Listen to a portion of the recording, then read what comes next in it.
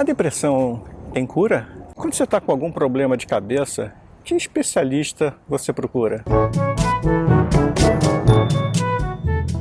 Salve, salve! Meu nome é Renato Neto, eu sou fotógrafo, videomaker, editor de vídeos, tenho vida fora da depressão e estou na envelhecência. Nesse canal eu me proponho a falar sobre fotografia, vídeo, depressão e velhice. Hoje eu trouxe aqui para falar de depressão um psicólogo. Quem é você? Meu nome é Felipe, eu sou psicólogo da abordagem existencial humanista, escolhi a psicologia clínica como meu trabalho, tenho a oportunidade de trabalhar com o que eu amo, trabalhar com as pessoas, toda a história que eu vivencio, eu aprendo muito. É um prazer enorme ser psicólogo. Obrigado pela oportunidade de participar do seu canal. E agora você vai explicar primeiro o que significam esses dois termos, existencial humanista. A psicologia ela tem várias linhas de estudo, né? Ela tem a psicanálise, ela tem o TCC, a Gestalt terapia. É uma forma de olhar a pessoa na totalidade dela, né? No aqui e agora. É claro que o passado ele sempre tem um significado para todos nós, mas o existencial humanista ele tem uma forma de tratar as pessoas, né? De olhar as pessoas e identificar principalmente o potencial delas a ser trabalhado, dar a ela a oportunidade do protagonismo daquilo que é dela, da vida dela, de conduzir de maneira própria, para vivenciar de fato a experiência dela, sendo quem ela é, sabendo que a vida é feita de escolhas. E nós somos resultados das nossas escolhas, né?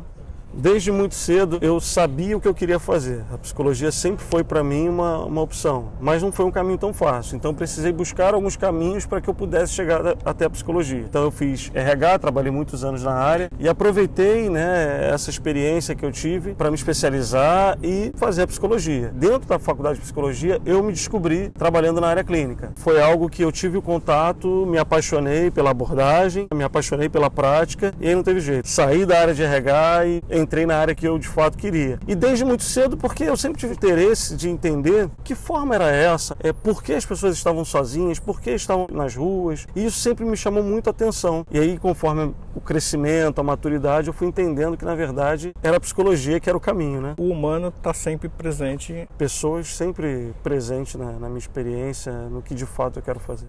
Como é que a psicologia trabalha e até cura a depressão? A depressão ela é uma doença psiquiátrica, é um boom na nossa sociedade. Por tudo que a gente vive socialmente, né? Somos muito influenciados, muitas coisas acontecem que acabam interferindo na nossa vivência, na nossa existência, que faz com que essa doença ela cada vez mais se torne o que ela vem se tornando. E a psicoterapia, ela tem a possibilidade da pessoa em depressão trabalhar as suas questões. São diversas questões que levam alguém à depressão, diversas. Poderíamos falar sobre relações familiares, relações de trabalho, o tempo da vida e esse tempo talvez não muito bem compreendido, entendido, isso fazer com que as pessoas também adoeça psicologicamente. E a psicoterapia, por trabalhar toda a parte mental, a pessoa falar sobre isso, eu diria que o grande ponto-chave da depressão é o falar, né? Falar através do tratamento. É claro que conversar com pessoas é importante, né? Pessoas próximas, amigas, sempre é importante, mas falar dentro de um consultório, tecnicamente, é muito importante buscar esse tratamento. Eu entendo que a psicologia ela tem a possibilidade de tratamento e de ressignificação daquilo que faz com que a pessoa ela adoeça dentro desse processo depressivo.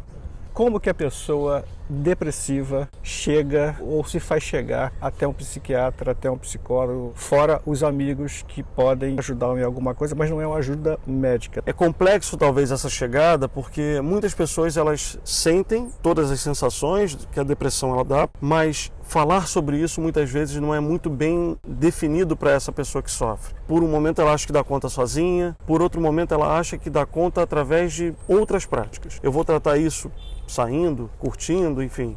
Eu não estou dizendo que isso não é possível, não é viável. Na verdade, é importante.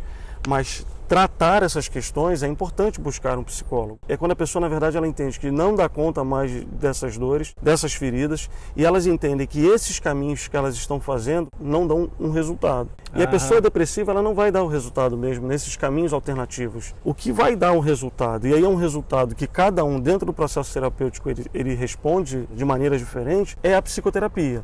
É claro que o psiquiatra é extremamente importante também. Só que eu diria tecnicamente que iniciar uma psicoterapia para que depois, havendo a necessidade, vá até um psiquiatra é extremamente importante. Fazer esse trabalho em conjunto. O psicólogo entendendo a necessidade, a possibilidade, encaminhando esse paciente para essa consulta com o psiquiatra. Então, buscar a psicoterapia é justamente no sentido de não dar conta mais. Não dar conta é muito subjetivo, porque cada um vai ter uma forma de entender isso, né? A dor, ela não espera e a tendência é só aumentar. A psicoterapia, ela pode inclusive ser algo preventivo, para que eu não comece a perder o gosto por práticas. Quando eu já estou numa condição onde eu não consiga mais enxergar a cor, né, da vida, do mundo, do dia a dia, não chegar a esse estágio é extremamente importante.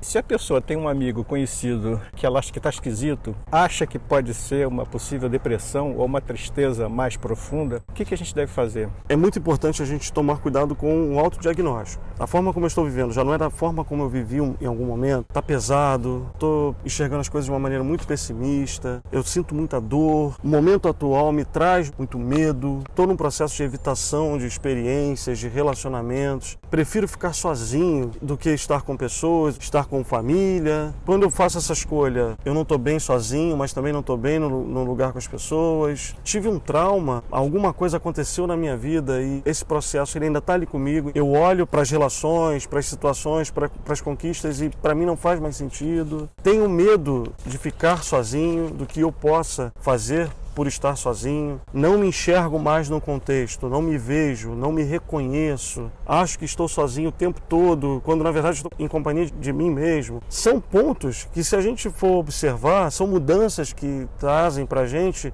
um indício de que algo não está num funcionamento que geralmente poderia estar.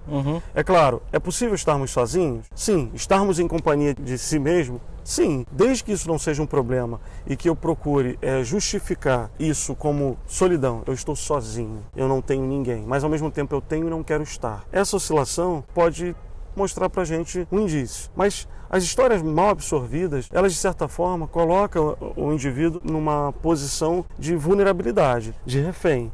Então, cada vez mais é uma porta aberta, que cada vez mais a pessoa ela abre espaço para que esse sentimento, esse pessimismo, ele esteja cada vez maior na vida dele. É uma coisa meio difícil porque, às vezes, a pessoa que está com esse problema ou está se iniciando esse problema tem um discernimento para poder, pelo menos, entender que ela não está bem, que alguma coisa não está funcionando direito e que ela deve procurar alguma ajuda. Sim, e a procura do profissional é extremamente importante para que esse diagnóstico ele seja feito. E esse diagnóstico ele não vai ser feito de uma hora para outra, através de uma consulta, é um processo, dependendo do estado que a pessoa chegue. Dificuldade de dormir, de se alimentar, troca o dia pela noite, perder o gosto de fazer as coisas que gosta. Essa pessoa, quando ela chega, existe todo um trabalho que é feito com o psicólogo e o psiquiatra, se houver a necessidade, né, para que se chegue a um possível diagnóstico daquilo que ele está vivendo. E aí sim entrar num tratamento que seja dentro daquilo que ele está apresentando, para que possa mudar algo na vida dele, né?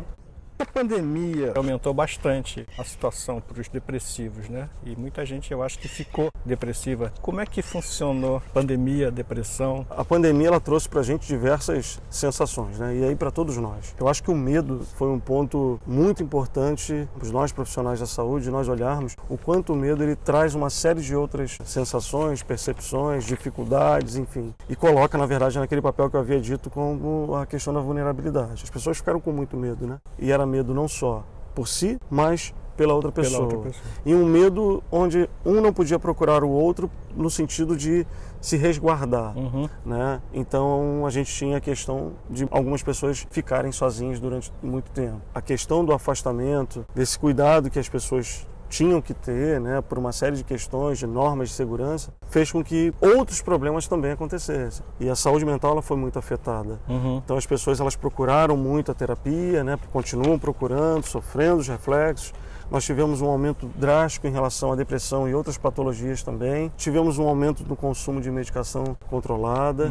Tivemos pessoas desenvolvendo transtornos que antes não era algo nem pensado que poderia acontecer na vida delas. Tivemos pessoas que adoeceram em relação ao Covid, saíram dessa condição, né? E mesmo assim elas desenvolveram um outro problema de saúde que é justamente baseado no medo, na dificuldade de lidar com o dia a dia e a evitação de viver um outro modelo, máscara, algumas restrições, continuamos, né, tendo esse processo, né, não passou, não acabou. É um estado de alerta muito forte que nos coloca numa condição de ansiedade onde tudo pode ser um risco, todos podem ser um risco. Nós não descansamos, não relaxamos durante a pandemia. E a ansiedade nos coloca numa condição de enfrentamento o tempo todo.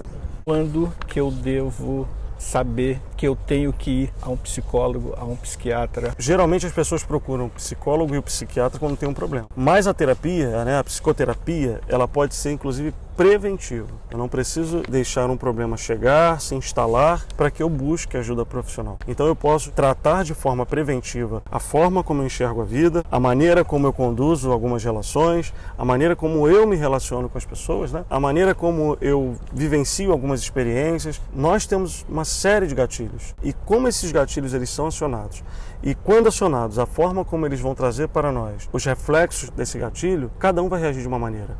Então, cada pessoa em estado depressivo reage de uma forma, ela vive de uma forma em relação a essa condição. Antes que isso aconteça, é importante. Eu percebo que, na verdade, eu já não consigo mais vivenciar algumas experiências como eu vivia antes. A minha experiência dentro da minha casa, eu já não estou lidando da mesma maneira que eu lidava antes. Então, isso tudo é importante nós avaliarmos.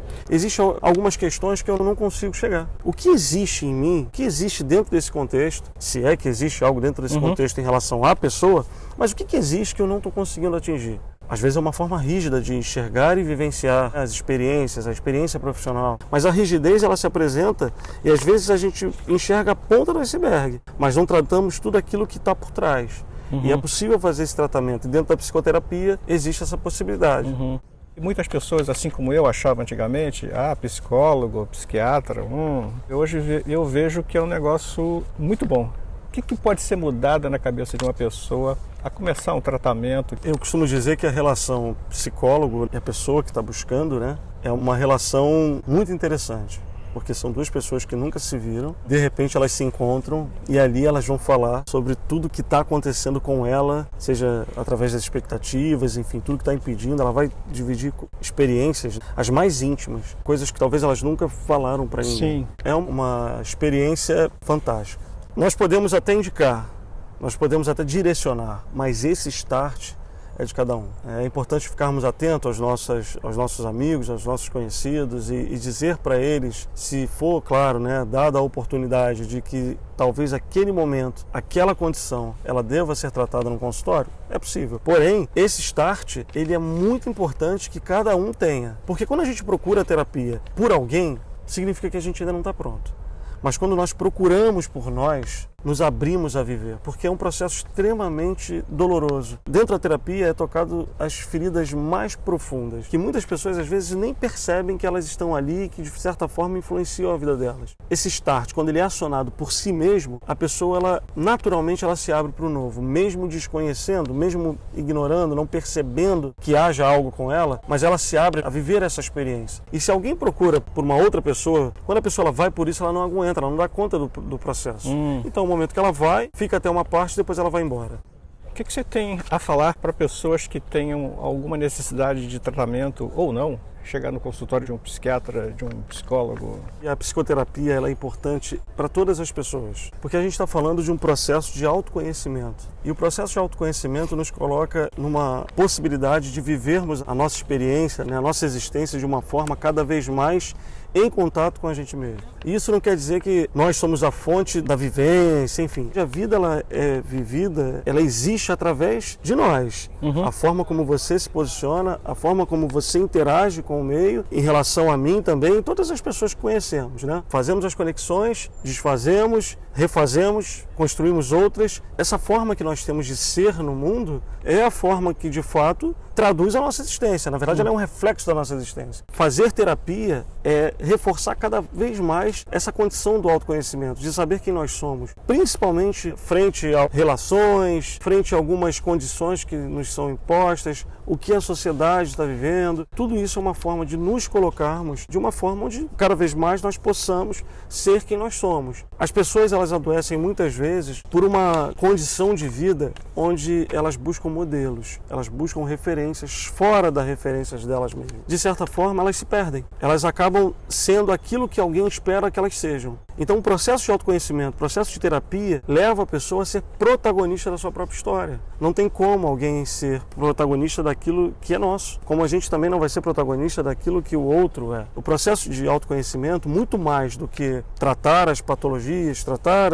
aquilo que mentalmente não está bem, leva o sujeito a uma identificação de si mesmo para ele e a forma como ele vai ser no mundo. E a psicoterapia é um processo magnífico, não é mágico, mas é um processo que o outro, ele constrói a própria história dele, desapega de alguns conceitos, constrói outros, desconstrói alguns movimentos, constrói outros.